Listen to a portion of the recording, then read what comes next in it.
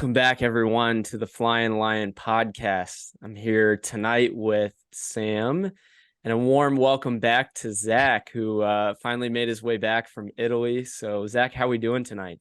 Oh, doing just fine. Glad to be back with the guys talking about soccer. It's been a few weeks now, but being overseas in Italy, I just seeing all the soccer jerseys and everything just really made me want to play and maybe talk a bit more about soccer. So I'm glad to be back. I'm definitely jealous. Sam, how we doing tonight? Doing pretty good. A little sad we didn't have too much of, good soccer this past week, but we had a little bit, but no FC. So glad to get back here and talk about FC in the upcoming week. Absolutely. Zach, before we begin, you got to tell us a little bit of background on this beautiful kit you got on tonight. Oh yeah. Before we begin, folks, just check out the nice gold V we got going. The Venezia kit, I think it was some anniversary, but correct me if I'm wrong, but it's a classic kit. They had a long sleeve, but unfortunately they were sold out. It's actually really cool. I don't know if either of you fellas have been to Venice at all. Mm-mm. But their stadium's actually on the Venice Island. A lot of people, I mean, Venice is kind of almost an entire region, but Venice soccer team is, I think it's almost the only grass spot on the entire like Venice Island, No which way. is kind of hilarious. Yeah, I would say that, but there's trees. I mean, there's parks, but nowhere to actually play soccer or like do any sort of activity. Hmm. So it's pretty cool. Small stadium. Surprised how small the stadium was. It's only like 5,000 or something. Wow. It's like a high school, honestly. I've seen bigger stadiums here in the for high schools here in the States. So Wow. I mean, they were a Serie A team like a year or two ago. right. What US men's national team player was on them? There was a Buzio Tesserman, Tanner Tesserman, and was it? Gianluca Buzio. Buzio, that's right. Yeah, which I don't think that they are in Serie A anymore. They just got dropped down, but I don't think either one of those guys plays for I don't them as think, I well. don't think Buzio is on their team anymore. Yeah, but it was cool to see the year that they wore. I kind of followed it, Zach, and to your point, like I got to see the stadium on like watching games, and you're right. I mean, it's like a floating stadium. It's incredible. I'd be curious to see it on TV. I never thought of that to watch like a recap or something just to kind of get a feel for it. But I actually saw it from a boat ride as I was riding in the canal, so I didn't get a good look. Nice, man. Nice. Well, I guess I got to ask you a little bit more because we have a minute to do so. Any other cool like soccer things that you got to see over in Italy? Well, I mean, I did go to Florence and then Rome, so I mean, you got Fiorentina and Florence.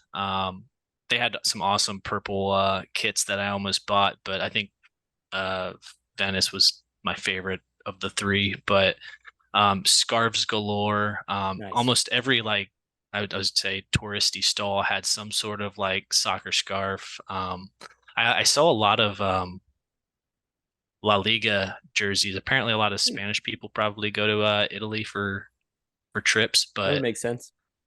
besides that, I think I also saw Any Brenner kits? Can you confirm? no Udinese uh kits. I guess I don't know if he. I guess he. How long has he been there now? He's been there for a month and he just tore his quad and he's out for 4 months. Yeah, so I can't imagine many people probably have his jersey. Well, it's funny. In one of the pods previous, we were like, Zach, we gotta see an Udinese jersey. Like you gotta get it while you're there. Yeah, actually, unfortunately, I think it's a little bit more north than where I went, but Gotcha. um, still, it's a small club, believe it Yeah, or not. Um, I guess being in Europe, you just have the the draw is kind of the smaller clubs and just being able to see them like rise through the different leagues and stuff. I think it's just kind absolutely. of fascinating to me. So a lot of the small clubs you see are just kind of in the Serie A or the first league for like a year and then drop out, and then 5 years later they come back in, and So the pro rel thing, over there is very real. And for those who aren't familiar, relegation, obviously the teams in the States here, we stay in our one divisions. But over in Europe or across the world, your team can actually be dropped down to our lower division, which kind of brings animosity, brings good storylines, but isn't so great if you're a fan, of these clubs. So it's been kind of interesting, following that and like following some of the former FC players, which, we're going to kind of touch on here a little bit in the podcast, on former players, that the FC, I guess, either currently, we're going to touch on a little bit of international duty stuff, but also, again, like former players playing across the world, which I think would be a cool time to kind of highlight this during an international break. So let's kind of transition into some of our active players. So as Sam and I had mentioned last episode, we had 3 players who were on their international duties this past week. I think they only had 1 game, but they had one coming up tomorrow night too. So we'll kind of touch on that. But Sam, go ahead if you want to lead us off on one of the 3 guys and how, I guess, they did, if they did play. Yeah, I was about to say we only had 1 guy, and that was Bupenza, which he's a big part of that team in Gabon. We had mentioned, when we first signed him, that he plays along Aubameyang, former Chelsea player, former Arsenal player. But yeah, I think on this game, looking at kind of the recap, Bupenza played okay. It was a little interesting to me. What stood out was he played more of a midfield role.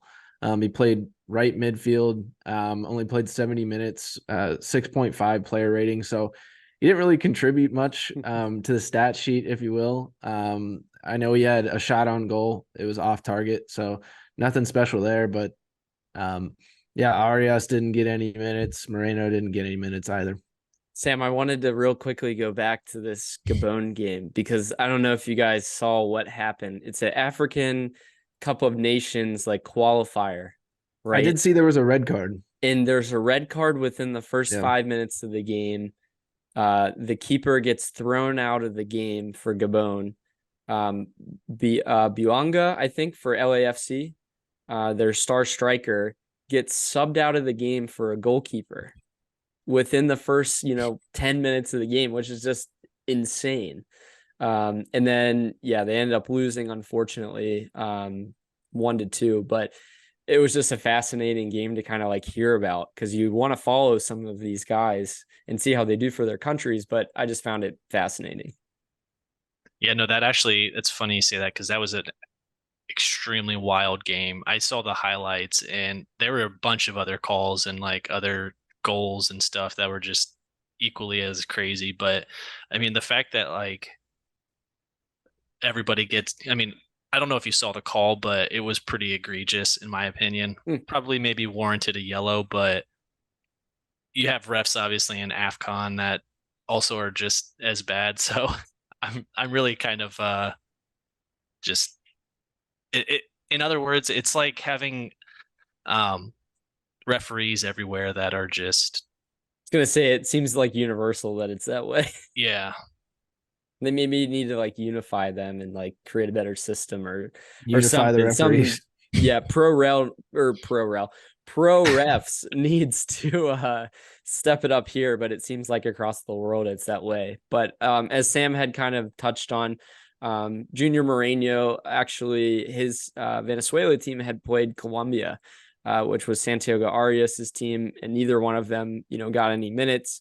It seems like Arias potentially might play a little bit more in their game coming up. Chile is who they play. And again, these are World Cup qualifiers. So for them both to be called in for these huge games is just awesome. It's really, really good. And I don't know if you guys feel this way, but it kind of brings a good experience for like tournament play, which we'll, obviously need at the end of this year for the MLS Cup run, hopefully. Yeah, I'll touch on it a little bit later, but yeah, I think the experience factor is definitely something, especially for the young guys who, maybe this is their first call up for their team. It it gives them kind of, I mean, there is high risk to some degree if you're those nations that, maybe have never had a chance to go to the World Cup or even for the Euros, right? Getting a chance to kind of knock off some of the big dogs. I think that is a great opportunity for sure. I think Arias, I mentioned on the last pod, but I don't think he's played for them in, 4 or 5 years. So just to be around everything probably was awesome for him and his family, and for those guys to be back in their home countries too, if they are playing at home, for those games. So Zach, anything you wanted to add on our, I guess, current guys playing internationally right now? Not really. I mean, it's kind of a small squad that we small group of people that we shift off. So Yeah. I think Which really. Yeah, I think we talked about it a little bit the past 2 weeks. Like, I think a healthy Mascara would have been on Colombia as well. And then obviously last week we talked about how Costa should have been on Argentina or, US here when he gets his green card. But yeah, I mean, we can talk about that. I believe the US won 3-0 in St. Louis, the mecca of soccer for, the US.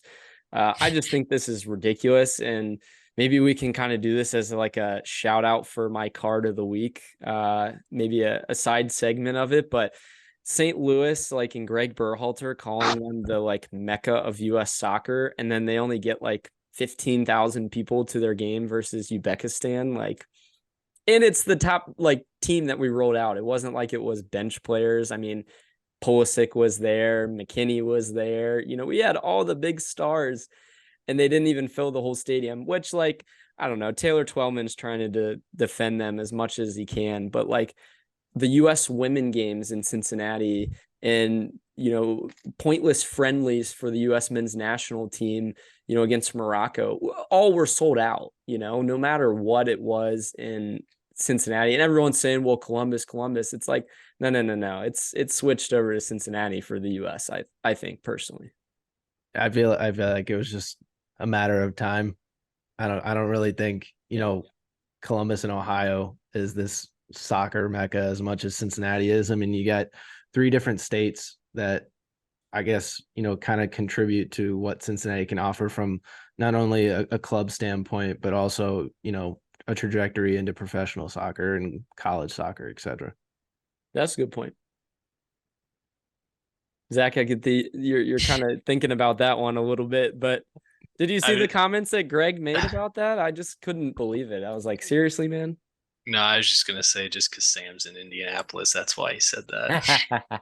I had to mention the other state, No, I gotcha. No, it's a good point. I mean, the tri-state. I mean, Cincinnati isn't just Ohio, like you said. I mean, you've got Kentucky and Indiana, and you've got great players coming from all over there. So, I mean, really, no, I don't have much else to add. But yeah, I think, like I said, that would be my kind of like honorable like shout out for like card of the week. I think my other thing, I'm going to get into it. My other card of the week was just the fact that Inter Miami won without Messi. Messi had a beautiful free kick for Argentina. Of course he did. But, I was really hoping to see Miami finally fall, without him there, and kind of just get all of this attention just off of, them. I'm sick of looking everywhere and it's just all about Miami.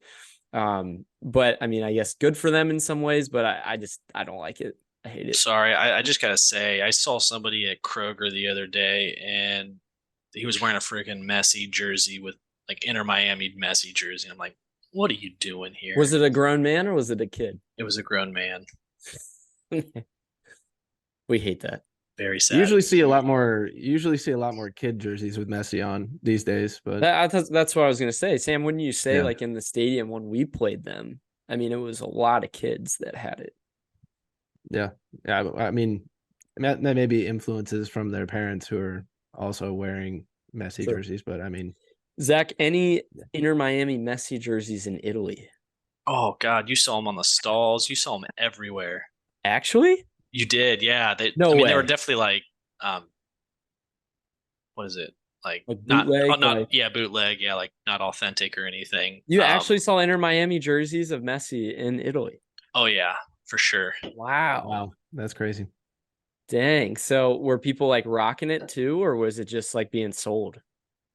I didn't honestly see that many Messi, maybe like Barcelona jerseys, but I never saw like an actual Inter Miami Gotcha. Messi jersey being worn. Yeah, I always wondered like, how is like Paris, how do those fans like feel about it? Or how does like the people that live in Barcelona, how do they feel? You know what I mean? Like, especially the teams he's been with, do they still support him? Or, is that more of like a, hey, we don't really want to talk about him? But I think if you're a Barcelona fan, for sure, like best player ever for that club. Yeah, Best ever absolutely. probably in general, but you know what I mean. It's really interesting. But Sam, did you have any other a card of the week? Yeah, I had a card of the week. My card of the week is just international breaks in general. Um, I mean, this one you talked about, the kind of, I guess, there's a good break for players. And there's also, qualifying for World Cup, Euros, etc. But I just thought the quality of soccer, it's just not like specifically this break. Like the quality of soccer was not good. Um, you were seeing blowouts from, the big teams, and they were playing these teams that, you may never have heard of. And for me personally, seeing Moreno, seeing Arias get called up, I thought that was really cool, especially for Arias, who hasn't been called up in a while. But Right. like I had mentioned before, these call ups, they're more for the younger guys. Like if you're gonna put them on the and keep them on the bench and just call them up, let that be a younger guy. Don't let that be, somebody who's a veteran and has been there. And like I feel like that's just a waste of time for those guys. Yeah, that's true. I don't know, like especially at this far in the season, like I kind of just want the guys to get into a rhythm together and not like leave for an extended period of time again and then come back and try to establish a rhythm or potentially get injured. I think Mourinho, the last international break, came back with a knock and he was out for 3 or 4 games. And he had only played in like one game with Venezuela. Mm-hmm. It was in training that he got hurt. So those are the things that kind of make me nervous for these guys. Knock on wood, like hopefully everyone's good right now, but it explains why Arias got his visa though. I don't know if you guys had seen that. Apparently, over this Leagues Cup break, that's why he had to go back. Because if he actually left the States for, this qualifier, he wouldn't have been allowed back actually. Yeah, that could have been bad. So I'm glad that he actually did get They his told him ahead visa of for time. that. Yeah, right. So, Zach, did you Yikes. have a card of the week? Not, I mean, kinda. This is kind of going back over my trip from Europe, but basically, MLS needs to make it more accessible to Europeans because the timing is just horrible. I hate watching games at 1 a.m. or 2 a.m. in the morning. It is not fun, which goes to show why also Europeans probably don't care for MLS or American soccer because it's not easily able to be watched. Well, that was going to be my next question for you was, did you get to see any bars that played any MLS games? Like FC Cincinnati, I'm sure was on every single TV over there, but I actually I don't even think I saw, other than the Inter Miami Messi jerseys, I didn't see another MLS jersey, hat, swag or anything like that. So I actually saw a Bengals hat, believe it or not. really, That was kind of hey, fun. Yeah, in Rome I RIP, saw that. RIP. Um, that was the only thing that was actually from American sport. But yeah, I just think if because Europe is a huge market, I'd say probably more so than Asia. Granted, I know there's a lot of people in Asia, but not a lot of people play or watch the sport. Right. But I think if you're wanting to, because it's easy to watch Premier League because it's good timing. I mean, I don't know, but if you want to, in my opinion, help grow the sport in other markets, that's probably moving the times probably would be helpful. Were you able to I like like a catch the matches then? no, so I actually ended up watching all the highlights. Okay. I didn't I I couldn't help myself seeing the scores and stuff. Right. That So would be tough. yeah. Yeah, I was always like curious too. We talk about, I think Obi's family for a while in Nigeria had been watching Apple TV and watching the FC games for a while.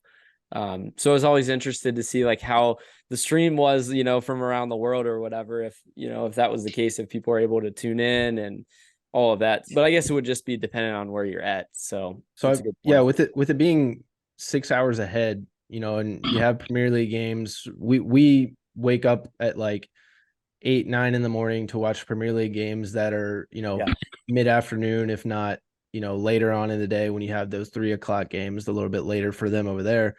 So would that mean having it I think the struggle with MLS changing the time is competing with baseball, to be honest with you, because there's a lot of midday games, and that being a more American sport, right, other than soccer. So that may be some of the reason about conflicting stuff, as well as I think in American sports, like later on in the day, kind of that night game, that nightcap, it allows people to get off work, go to the game, etc. So I think if there were more games within the week, kind of like every single week, there would be a Wednesday, Saturday, and then so on. I think it might be a lot easier to put that game at like a 1 o'clock, 3 o'clock game, and then people in Europe could watch it. No, yeah, I definitely agree with like weekday games, like keep those late. Like I don't even think I watched the late Premier League game but during the week. But yeah, I mean 1 p.m. I mean, yeah. Have 1 or 2 games. You don't have to have every single one.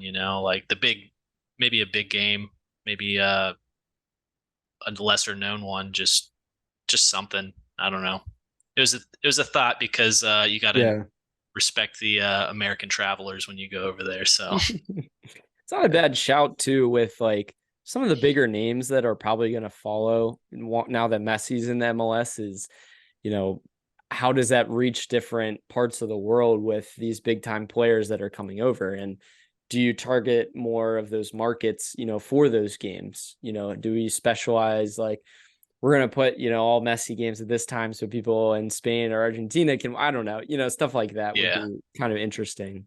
So I wanted to ask you guys before we go to a break here, I got a good trivia question of the week for you. You ready? Let's go. We're going to actually give everyone the answer this time at the end of the episode as well. A little bit of mystery last week. Yeah, it was. I kind of liked it that way. But our trivia question of the week. So who is the highest capped FC Cincinnati player still playing their club football or soccer around the world? So is this highest capped player for FC Cincinnati or overall?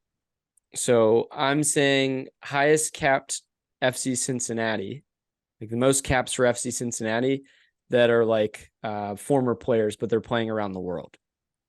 Can they still be playing for FC Cincinnati? They cannot. Okay. All right. So it has to be somebody different. Correct. Okay. Former players still playing, but playing around the world. Oh, that's a tough one. But had the most FC Cincinnati. Yeah. Okay. Correct. Yeah. I'm gonna go with Kendall Waston. Okay. Kendall Waston, who plays, I believe, in Costa Rica. Yeah. All right. Zach, what about you?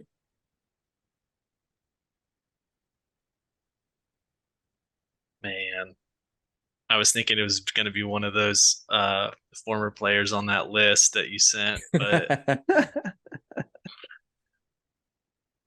I actually, in my mind, I had Harris Medunjanin in. Okay. So I think I'll go with him. Now, I'm going to ask you guys, I guess, numbers, if you wanted to throw out numbers for amount of caps, or you just want to keep it on the players. Yeah, let's just keep it at the players. You could make a wild guess though, and see if you're right. I don't want to be completely off and not know. All right, so we'll keep it as players there, and tune in to the end of the episode. We'll give you the answers for that, I promise, this time. So we're going to go to break here, and then we'll be right back with you guys. So Agility is a technology-driven soccer training facility. So we offer 6 facets of training. That would be Tech Touch with ball launchers that work on your first touch, the TSZ, which is the ESA equipment and working on decision making. We also have a circuit. Circuit training would be taking the ESA equipment to the next level. It's kind of like a soccer obstacle course.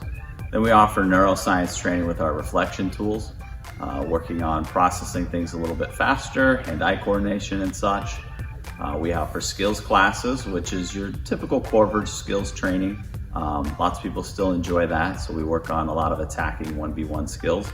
And then we also offer athlete development. So our athletes come here and they work on speed, agility, quickness, explosive movements, really just learning how to move and function a little bit better as an athlete.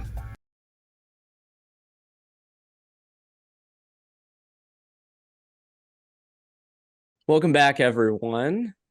We're here talking on the international break, I guess, a little bit on some FC players that played for their respective national teams. During this break, I kind of wanted to touch on, we are saying this is an international break. We have a decent amount of FC Cincinnati players that are actually playing around the world, former guys, for us that now, again, are playing all over, mainly Europe, but we have some, South American teams that they play for as well. So I thought this would be a cool time to kind of touch on them and what they're doing. It is kind of fun now that we have a larger alumnus of FC players to kind of see, how they're contributing to other teams, but even at, the highest of levels around the world. Maybe some at the lowest of levels, but I think we're going to highlight on some good ones here. So we have a decent amount that we'll kind of touch on, and I hope you guys are kind of interested in this. I thought it was kind of cool to see. So I'll start out with Haris Majunjanen, former FC Cincinnati player, played in the MLS with us. Kind of interesting on him. He had gone back to the Netherlands last year and actually just got transferred to a team in Spain. He plays in the actual third Spanish division. He plays for Castellon. He's a center midfielder and actually scored his first goal for the club in their first game of their season about 2 weeks ago, I think, or maybe a week and a half ago. So he's like 38 or 39 and he's like killing it still. And I love it. I looked back, his first game he ever played professionally was in 2003, 2004. Insane. He's been playing for 20 years. What a career. Yeah. So pretty cool to see that he's actually still doing it. And in his games, it's not like he's playing like 20 minutes. He's starting and playing 90 minutes. It's unbelievable. So awesome to see that. Yeah, 38 years old. My goodness. Like the man's still chugging along. At points when he was playing for us, barely looked like he was chugging along. And then, he'd hit a speed boost and you'd score. But yeah, crazy. Next up, we got Alan Cruz. He's playing some games down in Costa Rica. Seems like a lot of our Costa Rica born players just went back home, but he's playing for the first division down there. They just started their season kind of like Premier League, everybody else. So he has a couple of appearances, no goals. I believe he has a yellow card as a stat right now. So he's in the books, right? But yeah, he's back down in Costa Rica. Kind of interesting note on him, Sam. About a month or two ago was rumored that he was running a fishing boat out of Costa Rica before he was playing. Well, yeah, so he was a free transfer for a while, and I guess he got picked up. Yeah. So and apparently, isn't that kind of funny? I thought it was kind of cool. Everybody has their own little hobbies and careers outside of soccer. It's cool to see. Next up, our very friendly Aussie, Harrison Delbridge. He is playing in the Korean First Division right now for Incheon United. Probably butchered the name, but that's all right. I think it was a 2-0 draw 2-0 loss against some other Pohang Steelers, which is awesome because they have American naming. But he actually had won the most duels. So, I mean, it's probably not very difficult against a bunch of Koreans. I'm not trying to be mean or anything, but he's definitely very tall. I remember him always winning against a few of the taller people. I think Endom. I think he was that back when in the USL days.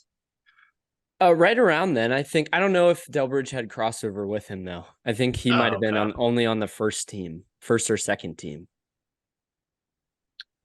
And then he also had the most tackles, I think it was in that game. I still think Delbridge could come back and like contribute to this current team, to be honest. I mean, he's 31. He still has it. Yeah, he was playing for Melbourne United down in Australia, kind of a city football connect there, which was kind of cool. Always thought maybe he would make the leap up to another city football team, but never happened, but that's okay. Moving along, though, I saw some interesting things about Joe Zhao. So our former player, in the MLS, I thought he was one of our more exciting players, was actually the highest rated FIFA player for speed, I believe, one year in the game, or tied up there for one of the fastest. He currently plays for Dengerfors, I believe. Maybe I'm butchering that, but the Swedish first division. They're in a relegation battle, so their season kind of runs similar to the MLS. But he's been getting a lot of minutes. He's starting, as their, I believe, left back over there, which was kind of interesting. I think I saw that correctly, either left back or right back, but he was playing out wide, but getting good minutes. And the Swedish division is a pretty solid division, I would say, too. Yeah, he was usually, what was that, Zach? No, finish your thought. Well, I was just gonna say usually, makes sense he's on the outside, but usually he was more of a wing back. And kind of like to go up the side, even a winger at times, with us at least. So interesting to see like how he's playing specifically. Yeah. It was interesting. You said they're fighting for relegation battle. So are they on the same season schedule as MLS then? Yeah, that's what I was fascinated by. It looked like he had played like 22 matches, but maybe when I saw it, it might have been lumped in to like last year's stats maybe on that. Because I would have thought the European seasons kind of ran parallel, so that they could get like Europa Leagues and I actually think you're right on that. I think it runs with the MLS like similar. Because it's cold, right? I mean, you wouldn't want to play in Sweden. Well, so all my experience playing FIFA over here, I do think experimenting in some of the different leagues. I do think there are some European leagues that do kind of have that format. And then they'll play, if they do qualify for Champions League or Europa League, Conference League, whatever, then they'll play whenever their off season is. Interesting. Yeah. Never would have thought that. Yeah, that's fascinating. Sam, who'd you have up next? Yeah, we had the man, the myth, the legend himself, probably the second guy who deserves a statue at FC, but Ledesma, playing with the Las Vegas Lights right now. He's only got 1 goal and 1 assist. I believe he's played 16 games so far. He'll be our podcast jersey swap of the week for this week, which is really cool. But he continues, like we talked about in prior episodes, he continues to be a guy that shouts out FC Cincinnati anytime he gets. You got traveling fans that still wear, FC jerseys. He's signing FC Cincinnati stuff. Recently he said, memories that I'll always carry in my mind and my heart for the rest of my life is, at FC Cincinnati. He said, FC Cincinnati is my family, my club, my city. So at some point, when he does decide to hang it up, we got to bring him back. He's got to pull the sword. He's got to do something. I think he's got to pull the sword. And somebody commented that it was, I guess his tweet was in reference to a video of him scoring a goal against DC United in 2019. They kind of cut to Wayne Rooney, and Wayne Rooney's like pissed off in the moment when it happens, but it was so cool to see him say that. And I think, we're talking about players around the world, but I had to shout him out just because he's had so much experience playing, with Middlesbrough in the championship over in England. He's been a legend wherever he's gone. And yeah, Sam, I'm in agreement. I think he's right there for, getting some sort of statue or something. I mean, you have to shout him out. It's pretty cool to see. The man's got a wicked left foot. Love to see it. Moving on, we have Caleb Stanko, starting defensive mid for the PAS Lamia in the Greek First Division. They lost 4-0, and he was the highest rated on the team at 7.2. I thought I had to put that in there just because I thought it was fascinating. Like Caleb Stanko's still playing. I guess pretty well too, because he had the most tackles in the match, and he had pretty good passing percentage too. So I mean, I guess he deserves the high rating. Yeah, that's fascinating. I don't know, man. And kind of interesting, like we'll kind of touch on it here in a little bit. He's playing the same division as one of our other players, so we'll kind of get around to that here in a minute. But Tyler Blackett's going to be my next one that I was kind of interested to see how he was doing at Rotherham United. So he's their starting center back in the championship, so the level right below the Premier League. Dude's been playing center back and starting for them against the likes of Stoke City, Leicester United, just beat Norwich, another huge club over there.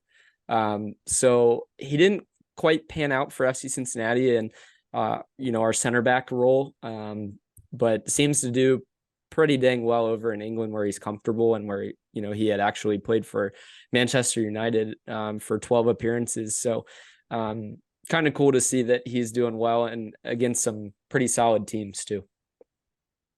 Yeah, I think anytime you can get a former player, I mean, he went back to the championship, where we got him from when he was with Nottingham. But yeah, I mean, cool to see he's still playing, still starting. As these guys get a little bit older, it's cool to see that they're bringing that veteran presence to a lot of the different teams that they play for. Yeah. I think that was definitely the most shocking player on the list. I was surprised that he's still able to play at such a high level. I mean, championship isn't a league to like pass off, right? I mean, they're the top 10, I would say, are really pretty good teams. I don't know where Rotherham sits on the table, but I mean, that's pretty cool that he was able to get back with the championship league and continue playing at a high level.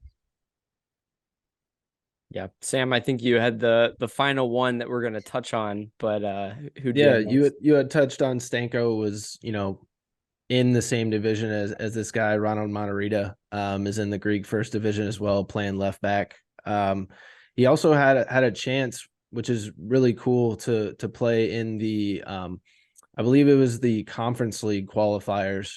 Played 4 games for his team, and so he actually they actually just lost to Dynamo Kyiv at this past round. So they, I believe, won that first round on that home and away leg, and then lost I believe it was the away leg at on Dynamo. PKs, I think I saw, right? Yeah, 8-6 on penalty. He got a yellow card, so he was in the books on that one. But yeah, so pretty cool to see him making some noise. At a European stage, European level. Unfortunately, didn't make it to those first rounds of the Conference League. But as Ryan mentioned, he also got some caps for the Costa Rica national team against Saudi Arabia this past week, contributing to that 3-1 win. So always cool to see former players continue to get national team call-ups as well. I thought it was interesting that they kind of brought him back because I think he had a pretty bad ankle injury last year, if I'm not mistaken. Yeah. He went over to Ukraine, of all places, I think, and was actually playing his club football over there for a little while during the war. But made the roster for the World Cup. I don't think made an appearance in the World Cup, but they think highly enough of him that he's back and he's starting in their left back role, which is pretty cool to see. Yeah. So that was kind of a cool segment just to kind of shout out some former players. Honorable mention to Tom Pedersen, who's playing in the Swiss Swish, Swiss first division. That is a bundle of words there. That was hard to say. But scored a goal actually, played 90 minutes in a starting back role. So Tom Pedersen, man, I think that would have been probably the one out there the most for me that, he didn't really do anything for us in FC Cincinnati, but is still playing competitively over in Europe. So kind of interesting. Mm-hmm. But moving on, we'll get back to FC Cincinnati current team and current players. We have an upcoming match this week against Philadelphia. A huge game, in my opinion, actually, is to kind of like swing the balance for Supporters Shield. So Saturday night, we're going to be playing Philly without Lucho. It's going to be a huge blow to the team, I'm sure, in some ways, but we've had now, kind of 2 weeks to prepare for it. And I really hope that we're ready to go. Yeah, I think this is going to be a really tough game. It really is. You got Philly away, fourth on the table. So no disrespect to the rest of the teams there in the East that are underneath us. But it's a tight race for second place, to be honest with you. Like, yeah, there's, I think, 3 or 4 teams that are right in there. Like, I want to say 48, 47, 46 right there. I think Orlando and the Revs and Philly, I think, are those teams that are kind of right next to each other. So it's a tight race. They got a lot to play for as far as, seeding, playoff seeding. The past 3 games against Philly for FC Cincinnati, we've gone 2-1. So those 2 wins being at TQL though, which is unfortunate. I can't remember the last time we beat Philly at home, but yeah, Ryan was saying no Lucho at Philly. So this should be interesting to see who we go with in the midfield. I know we had talked a little bit about that being up in the air. Is it going to be Kubo? Is it going to be maybe Angula? Is it going to be somebody, are they going to drop down Bupenza, false 9? Like what's going to happen here? So I think it'll be interesting, but I did want to note one thing about this fixture, or kind of Philly versus FC Cincinnati. I was looking, trying to find stats and different things. I saw Paxton Aronson is actually the leading fixture goal scorer for this kind of, these matches, right? Wow. Since FC Cincinnati got into the MLS, and he doesn't even play for him anymore. He plays for Frankfurt. So I thought that was an interesting stat. I was going to say, it's about all the like second place teams that you mentioned. Don't they have something to play for? Don't they have like CONCACAF Champions League or something to play for? Or is that only the top 2 in the West and East? You might be right, Zach. I think you're right about that. The top teams kind of get automatically qualified. I think it is top 2. Yeah. Is it top 2? So it's not like they're not, because I was going to say, they're not going to really play for anything because they're only playing for first place. But no, I think I think it'll be a fun actually to watch the second place teams kind of battle it out towards the end of the season to see who does make that. Well, I think it's based off of those teams, because some of those teams have already clinched a spot due to other cups, right? So, some of those teams may have already clinched a spot, and maybe it falls to somebody who's in 3rd or 4th. So there is still stuff to play for if you want to get in those, desired other cups for next season. There's so many competitions now too that you can qualify for it. I wonder if that changes, how many teams get to qualify based on their standing in the league. Yeah. Right. Well, and then I guess just to speak to the actual match itself. So I think if we can remember that match that we won 1-0 at the beginning of the season, that match was tough to watch because Philadelphia held a very tight line. I think between the top of the line and their back line was like 10 yards maybe. And you could not feed the ball through there to save your life. So I think it's going to be a lot of long balls, through balls. Hopefully get Bupenza on the ball, use his body, or Sergio Santos if we can. Maybe have Kubo or Bupenza as a false 9, kind of like what you were saying, Sam. Just to kind of like ping the ball off Vasquez so Kubo can catch it and then relay it back up as a through ball or something like that. I think it's going to be a lot of 1-2 touches up top so that we can get the space opened up. I think that's a But- good shout on, like, especially the last time that we played them, and how that affects us now, and especially with the people we have. Zach, you kind of referenced a tight line, but their line plays higher up, opposed to like Orlando, who kind of dropped back and held like a lower block against us, and we had a tough time breaking them down in the box. So I wonder if they kind of used that from the first game, but kind of translated to, we're going to counter attack a little bit more and hold a lower block against us, because they see that we can't really break teams down as well in that manner. I hope they don't, and I hope they play a higher line, because we kind of thrive in the settings of where we can play the ball through, but we won't have Lucho, who leads the league in breakthrough In balls. that. Yeah. So that's where it's kind of like, how are we going to go about that then? Would it be an interesting shout, considering Bupenza played a little bit of the midfield this international break? Do we just slot Bupenza into that cam spot and then just have Santos and Vasquez up top? Like, is he good enough to facilitate that? I would interchange him with Kubo and see if those guys could, keep go Kubo back and Moreno there in the midfield then? Say that part again. Like Kubo and Moreno in the midfield, and then Bupenza as I would say 10? Obi and Moreno, and then have Kubo as like a 10, switch with Bupenza, kind of go back and forth. They could interchange between it to kind of have creativity, but one's maybe playing up a little bit higher at sometimes, one drop back a little bit more. What you're losing a little bit in that, and I mean, Lucha doesn't do a ton of it all the time. Like, there's some games where Lucha's playing defense a lot more. There's other games where he's not involved really at all in that.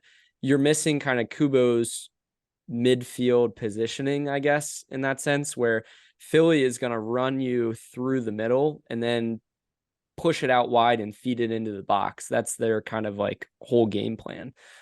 So I think the midfield battle will be huge in this game, and they always kind of play like very, very fundamental soccer, and always seem to like find these random balls into the box that they score, to be honest with you.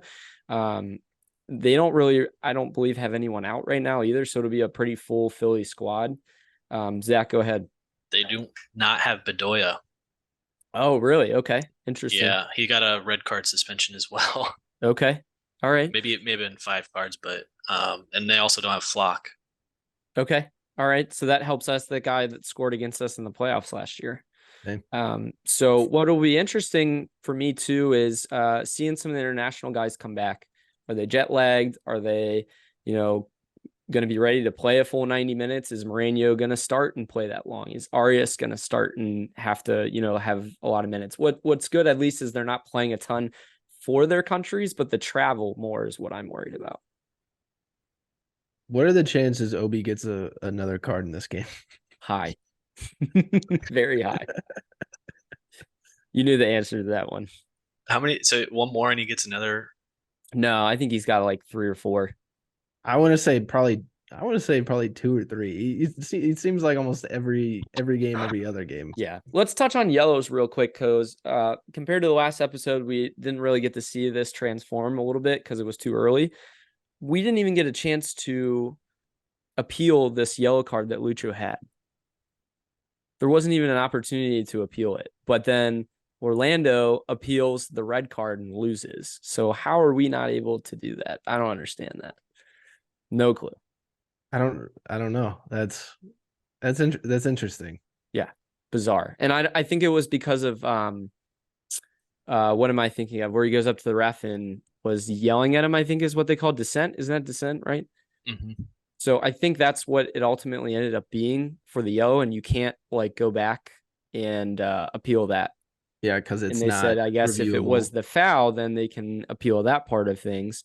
But apparently the ref says it was him and the constant dissent with him that led to that, plus the tackle, apparently. That's fair. So, which, yeah, I mean, I'm not going to, yeah. Lucha definitely does that. But something to look out for. Baji's back. He's back training in full. Yeah. I'm very excited to have him back, honestly, compared to Santos recently.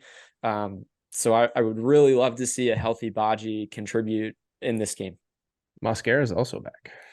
And Mascara should be playing a full 90 as well, which would be huge. Yeah. Huge for us. You got to win without Lucho on the road against a tough Philly team, but I have faith in us. We have 7 games left in this MLS regular season. We had some favorable results with St. Louis tying late with LA Galaxy last night. And I believe New England actually had a tie as well. So now we are 9 points ahead in Supporter Shield, but have 1 game in hand against St. Louis and are even in terms of games with New England. So will be interesting to see how this turns out. Philly's going to be a tough game, but I'm ready for it. I'm going to predict personally a 1-1 tie. Okay. I'm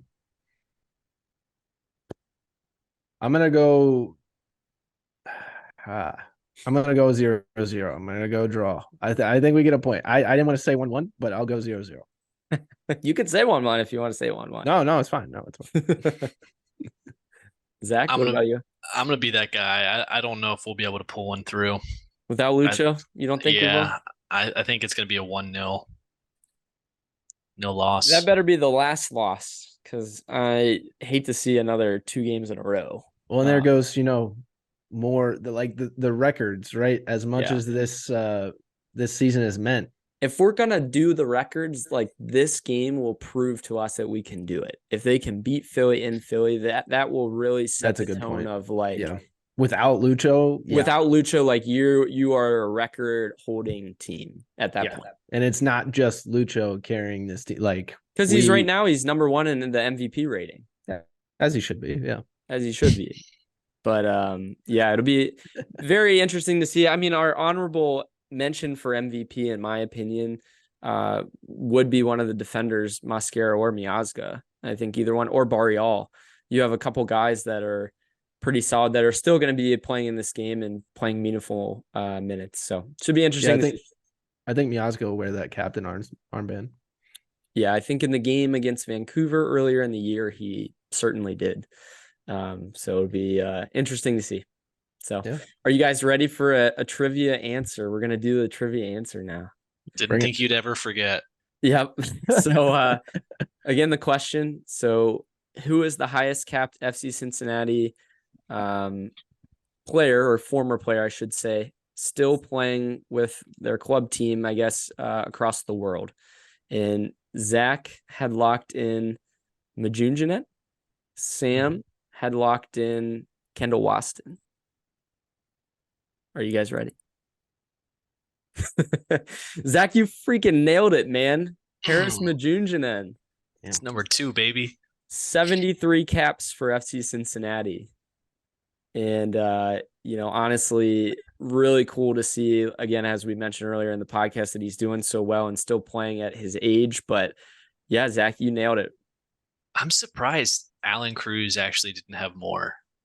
It seemed like he's been on the team for he was, but I think Harris played longer because either Alan Cruz was out on injury or random things that happened over the past. To be fair, Alan got dropped out of the squad with Jaap Stam, and I think Harris usually got a lot more sub minutes as well. If we want to look at former players now playing, I guess, in different leagues, I think Cruz is up there, Matarrita's up there. They had actually kind of listed Kenny Walker up there, but I don't think he's playing anymore, and he played for King's Hammer. Yeah, I was about to say. Yeah, Justin Hoyt was on there as well, but he's not playing anymore. But he had 80-something caps for FC, so that was kind of cool. But yeah, Zach, you nailed it. Awesome. So we will, I guess, finish this episode with that awesome trivia answer there. Zach, good job on nailing that. You said that was the second time you've gotten an answer. I think it is. I think Zach's the only person who's got something right, to be honest with you. No, I think there's been a couple. But we will see you guys next week. We'll chat a little bit, hopefully, about a solid game against Philly. We're optimistic here, but we'll have a lot to talk about that game, I'm sure. Yeah, another game on that Wednesday to talk about as well. Yep. Zach, any final remarks? Nope, no more from me, fellas. Have a good night. All right, we'll see you guys next week.